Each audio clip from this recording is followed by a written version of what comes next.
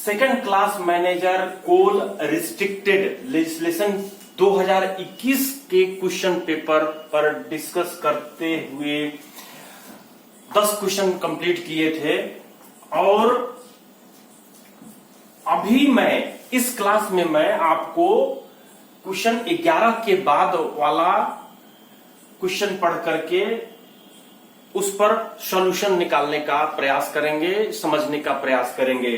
तो question number 12, question number 11 मैं इसके बाद अपलोड करूंगा। बहुत ही इंटरेस्टिंग पॉइंट है, हेडिंग है, वो RMR बेस्ड थी क्वेश्चन नंबर 11, लेकिन उसको मैं इस क्वेश्चन के बाद या उसके बाद मैं नेक्स्ट क्लास में नेक्स्ट सेशन में एक्सप्लेन करूंगा। तो क्वेश्चन नंबर 12 क्या है, पढ़ते हैं। चलिए दोस्तों, इन ए सीम इन विच ए फायर और spontaneous heating exist in the underground or open cast mine laying within the precincts of mine, such type of seam known as option A first degree gassy seam, option B second degree gassy seam, option C third degree gassy seam, option D fiery seam, option E gas includes fume और vapour. प्रश्न का मतलब क्या हुई, थोड़ा समझ लेते हैं। ऐसी सीम जिसमें आग लगी हुई हो या स्पॉन्टेनियस हीटिंग हो रहा हो, अंडरग्राउंड हो या ओपन कास्ट हो, जिसके नजदीक में आसपास में माइन के आसपास में ये आग लगी हुई हो या हीटिंग हो रहा हो, तो इस टाइप का सीम को क्या बोलेंगे? आग लगी हुई सीम या स्पॉन्टेनियस हीटिंग हो रहा सीम। लेकिन अगर केवल अंडरग्राउंड रहता तो उसको हम लोग देखते, लेकिन ये ओपन कास्ट माइन भी है जिसमें आग लगी हुई है, तो हम लोग इसमें ऑप्शन में डिग्री फर्स्ट गैसी सीम जो है वो किसके लिए है? वो है गैस जो कि मीथेन होती है, जो कोयला सीम से निकलती है, उस आधार पर गैस निकलने के आधार पर हम इसको क्लासिफाई किए गए हैं। तो ये तो नहीं हो सकती। उसी तरह से सेकंड डिग्री भी जो है गैस निकलने के आधार पर उसको क्लासिफाई करते हैं। थर्ड वाली भी जो है गैस के आधार पर सीम को क्लासिफाई किए हुए हैं। अब एक बचती है फ्लोरी सीम। फ्लोरी सीम जैसा इसका नाम है, इसके लिए यहां पर एक टर्म लिखी हुई दिखाई दे रही है, रेगुलेशन 118। इस रेगुलेशन 118 जो कोल माइंस रेगुलेशन 2017 का 118 है, और ब्रैकेट में मैं लिख दिया हूं 104, जो कि 1957 में जो रेगुलेशन थी CMR उसका 104 था, जिसमें हेडिंग है मल्टी सेक्शन एंड कंटिग्यूअस सीम। यहां पर हम कंटिग्यूअस सीम पर फोकस लाना चाहते हैं कि कंटिग्यूअस सीम होता क्या है। कंटिग्यूअस सीम ऐसा दो सीम जिसके बीच की पार्टिंग यानी पत्थर 9 मीटर से कम है। 9 मीटर से कम है यानी दो सीम है, एक ऊपर में है धरती के अंदर में, एक ऊपर में है और एक नीचे में है। तो ऊपर वाले सीम को हम लोग टॉप सीम कह दीजिए और नीचे वाले सीम को हम लोग क्या कहेंगे? फ्लोर वाली सीम। तो ये फ्लोर वाली सीम की बात कर रहे हैं कि फ्लोर वाली सीम है क्या, इसकी मीनिंग हम वहां से निकाल करके बताने का प्रयास किए हैं कंटिग्यूअस सीम से। या फिर BCCL के कई खदानों में, कई माइंस में नंबर ऑफ सीम्स हैं जो कंटिग्यूअस सीम नहीं है, लेकिन एक टॉप में है, एक मिडिल में है, उसके नीचे है, उसके नीचे है। तो जो सबसे निचली सीम होती है उसको आप फ्लोरी सीम कह सकते हैं। लेकिन ये ऑप्शन में हम लोग को नहीं रख सकते, जिसमें आग लगी हुई की बात चर्चा नहीं की जा रही है। अब नेक्स्ट ऑप्शन बचती है gas includes fume and vapour. तो ऐसा सीम जिसमें गैस भरी हुई है और फ्यूम्स कब निकलती है? धुआं कब निकलती है? जब आग लगी हुई रहती है, स्पॉन्टेनियस हीटिंग होता रहता है। तो ऑप्शन ई जो है करेक्ट आंसर है। लेकिन इसमें जो आने वाली टर्मिनोलॉजी है, जैसे फर्स्ट डिग्री गैसी सीम, तो इसका डेफिनेशन आपको याद रखना होगा, जो कि कोल माइंस रेगुलेशन 2017 का रेगुलेशन नंबर 2 में दिया हुआ है। क्या है उसकी डेफिनेशन? आपको समग्र रूप से याद रखनी पड़ेगी। ऐसा कोयला सीम या उसका भाग जो माइन बाउंड्री के भीतर हो,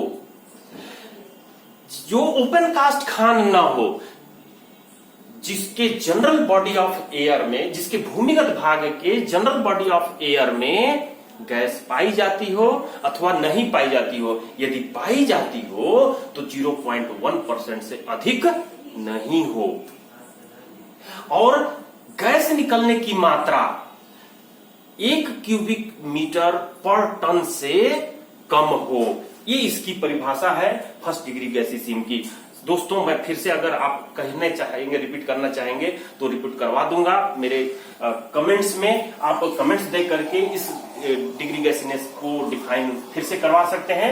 सेकंड डिग्री गैसीनेस की क्या परिभाषा होती है? उसी में कहा गया है कि ऐसा कोयला सीम या उसका भाग जो माइन बाउंड्री के भीतर हो, जो ओपन कास्ट खान ना हो, जिसके जनरल बॉडी ऑफ, जिसके भूमिगत भाग के जनरल बॉडी ऑफ एयर में गैस पाई जाती हो और 0.1% से अधिक हो तथा कोयले के प्रति टन उत्पादन के आधार पर 1 क्यूबिक मीटर प्रति टन से अधिक गैस निकलती हो, परंतु 10 क्यूबिक मीटर प्रति टन से कम गैस निकलती हो। ऐसा गैसीनेस वाली मान डिग्री 2 कहलाती है। डिग्री 3 की परिभाषा में क्या कहा है? सेम, दूसरी पहली लाइन तीसरी लाइन सेम है, लेकिन इसमें कहता है कि ऐसा कोयला सीम या उसका भाग जो माइन बाउंड्री के भीतर हो, जो ओपन कास्ट खान ना हो, जिसके भूमिगत भाग के जनरल बॉडी ऑफ एयर में निकलने वाली गैस की मात्रा कोयले के प्रति टन रेजिंग के हिसाब से 10 क्यूबिक मीटर से अधिक हो, तो वो डिग्री 3 गैसीय सीम कहलाती है। मैंने फ्लोरीसीम की बात को रेगुलेशन 118 के तहत डिफाइन कर दिया। गैस इंक्लूड्स फ्यूम और वेपर की भी डिफाइन कर दिया। इस तरह से ई नंबर ऑप्शन जो है करेक्ट है। लेकिन यहां पर आपको एक चीज और जान लेने की जरूरत है कि फायरी सीम क्या होता है। यहाँ पर फायर वाली सीम क्या होता है, ये भी डेफिनेशन कोल माइंस रेगुलेशन 1957 और साथ में कोल माइंस रेगुलेशन 2017 के रेगुलेशन नंबर 2 में फायरी सीम को डिफाइन किया। फायरी सीम क्या होता है दोस्तों? ऐसा कोयला सीम या उसका भाग जो माइन बाउंड्री के अंदर में आग लगी हुई हो या स्वतः दहन हो रहा हो। स्वतः दहन यानी स्पॉन्टेनियस हीटिंग हो रही हो। अब यहां पर जो अंडरग्राउंड हो या फिर ओपन कास्ट हो, एक वर्ड और इसमें समाहित की हुई है। तो फायरी सीम का ये डेफिनेशन हो गया। ऐसा कोयला सीम जो माइन बाउंड्री के भीतर हो, जिसमें आग लगी हुई हो या स्पॉन्टेनियस हीटिंग हो रहा हो, जो ओपन कास्ट खान हो या फिर अंडरग्राउंड हो, ये फायरी सीम का डेफिनेशन हो गया। स्पॉन्टेनियस हीटिंग किसे कहते हैं? स्पॉन्टेनियस हीटिंग जब कोयले के साथ हवा का संपर्क होता है तो उसमें रासायनिक अभिक्रिया चालू हो जाती है। रासायनिक अभिक्रिया चालू होने से उसके अंदर ऑक्सीडेशन जब प्रारंभ होती है तो उसी को स्वतः तपन या स्वतः दहन या स्पॉन्टेनियस हीटिंग कहते हैं। इसकी अभिक्रिया मैं इसको एक्सप्लेन करने के बाद बता देता हूं कि कैसे उसको हम लोग अभिक्रिया के रूप में दिखाते हैं। लेकिन यहां पर जो डीजीएमएस है वो सिम्फर के स्टडी के बाद एक कंक्लूजन निकाली और एक सर्कुलर निकाली है, सर्कुलर नंबर 3/1994 1994। इसमें कहा है कि कोयले सीम को स्पॉन्टेनियस हीटिंग के आधार पर डिग्री ऑफ फायरी सीम में डिवाइड किया गया है। जैसा कि मैं इस टेबल में बताया हूं कि ये जो डिग्रीनेस ऑफ फायरी सीम है, ये 2 बेस पर इसको क्लासिफाई किया है। एक क्रॉसिंग पॉइंट टेम्परेचर और दूसरा है moisture content. Crossing point temperature क्या है और मॉइस्चर कंटेंट क्या है, हम इस टेबल को समझाने के बाद बता देते हैं कि क्या है वो। लेकिन इसमें देखिए क्या जो है डीजीएमएस सर्कुलर में निकाला हुआ है 1994 में कि अगर क्रॉसिंग पॉइंट टेम्परेचर 100 कोयले की crossing point temperature 160 degree centigrade से अधिक है, साथ ही मॉइस्चर कंटेंट उसमें 2% है, तब उसको हम लोग कहते हैं डिग्री फर्स्ट फायरी सीम, यानी कि less susceptible to the spontaneous heating है, यानी कि वो स्पॉन्टेनियस हीटिंग के प्रति वो जो सीम है, वो जो कोयला है, वो कम सस्पेटिबल है, कम आग लगने की चांसेस है। उसी तरह से अगर टेम्परेचर 140 डिग्री सेंटीग्रेड से लेकर 160 डिग्री सेंटीग्रेड के बीच में आती है क्रॉसिंग पॉइंट टेम्परेचर, और मॉइस्चर कंटेंट 2 से 5% के बीच में आती है, तो यही जो है मॉइस्चर कंटेंट 2.5% के बीच में रहती है, तो उसको हम लोग बोलते हैं डिग्री सेकेंड फायरी सीम या moderate susceptible to the spontaneous heating. यहां पर तीसरा जो क्लासिफिकेशन है 120 डिग्री सेंटीग्रेड से लेकर 140 डिग्री सेंटीग्रेड के बीच में अगर क्रॉसिंग पॉइंट टेम्परेचर है उस सीम का, उस कोयले का, और मॉइस्चर कंटेंट 5% से अधिक है, मोर है, तो उसको हम लोग डिग्री थर्ड फायरी सीम के बीच में क्लासिफाई करते हैं। ये जो सीम है, ये जो कोयला है, वो highly susceptible to the spontaneous heating है, वो स्पॉन्टेनियस हीटिंग के प्रति ज्यादा एक्टिव रहती है। तो इस तरह से हम 3 डिग्री ऑफ फायरी सीम में क्लासिफाई किए हैं, लेकिन यहां पर ऑप्शन कुछ और बदल के दिया है। जो वर्ड है इससे प्रश्न शायद पूछी जाए आपके एग्जाम में, तो आप इस चीज को ध्यान में रखिए। मैं यहां पर ये 2 वर्ड जो थी स्पॉन्टेनियस हीटिंग, जो बहुत ही इंपॉर्टेंट है, इस पर मैं अब इसको मैं थोड़ी देर के लिए आपको 4 सेकंड के लिए विश्राम देता हूं। आप इसका अगर क्लिक लेना चाहें तो ले करके देख सकते हैं।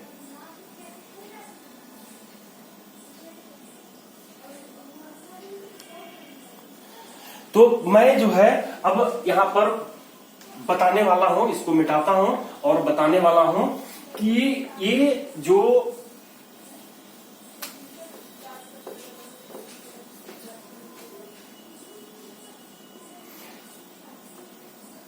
स्पॉन्टेनियस हीटिंग क्या होती है, स्पॉन्टेनियस हीटिंग क्या होती है, जिसको स्वतः दहन कहते हैं।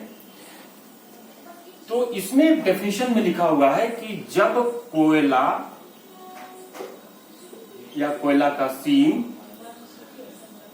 हवा के ऑक्सीजन के संपर्क में आती है, तो इनके बीच होने वाली रासायनिक अभिक्रिया स्वतः दहन कहलाती है। अब ये देखें तो कोयले के अंदर कार्बन प्लस ऑक्सीजन, ये जब रिएक्शन करते हैं तो CO2 भी बनती है, CO भी बनती है, प्लस हीट निकलती है, प्लस मॉइस्चर भी निकलती है। तो ये रिएक्शन ही जो है क्या कहलाती है, स्वतः दहन। जैसा कि आप जानते हैं दोस्तों, कोयला की एक विशेष प्रॉपर्टी है, ये पोरस नेचर की होती है। पोरस यानी छिद्र युक्त तो होती है। जैसे मिट्टी का ढेला को जब हम पानी के संपर्क में एक छोर, मिट्टी के ढेला के एक छोर को पानी के संपर्क में लाते हैं तो दूसरा छोर अपने आप भीग जाता है। या बरसात के दिन में देखते होंगे कि अपने जो घर का मकान का दीवार है, अगर उसके ऊपर पानी, बारिश की पानी पड़ रही है तो भीतर में भी हमको सीपेज दिखाई देने लगती है। ये किसके कारण से होती है, पोरस पोलैरिटी के कारण से होती है। वो कोयले के अंदर भी ये गुण पाया जाता है कि जब वो ऑक्सीजन के संपर्क में आता है तो कार्बन और ऑक्सीजन के संपर्क में आने से ये जो हीट डेवलप होती है, अगर ये एक्यूमुलेट होती गई, एक्यूमुलेट कैसे होगी, जब कोयले का ढेर लगा रहेगा तो वो ढेर हवा के छितराने नहीं, हवा से उस हीट को छितराने नहीं देती है, और वो हीट एक्यूमुलेट होते हुए इसकी ये जो हीटिंग है वो रेट बढ़ाती जाती है। तो इस तरह से उसमें आग पकड़ लेता है। स्वतः दहन चालू होने के कुछ समय बाद जो है आग पकड़ लेता है, आग के सिम्टम्स दिखाई देने लगते हैं। तो इस तरह से स्पॉन्टेनियस हीटिंग क्या होता है ये हम लोग समझे, और मैं मौखिक रूप से फायरिंग सीन बोल दिया हूं, इसका भी डेफिनेशन आप अच्छे से याद कर लीजिएगा क्योंकि क्वेश्चन में उससे भी पूछी जा सकती है। और जो 118 रेगुलेशन मैं बता रहा हूं कंटिग्यूअस और मल्टी सेक्शन वर्किंग, उसको भी अच्छे से पढ़ना होगा। हम लोग किसी क्वेश्चन में आता है या सिलेबस के दौरान हम लोग उसकी चर्चा करेंगे। ये धन्यवाद दोस्तों।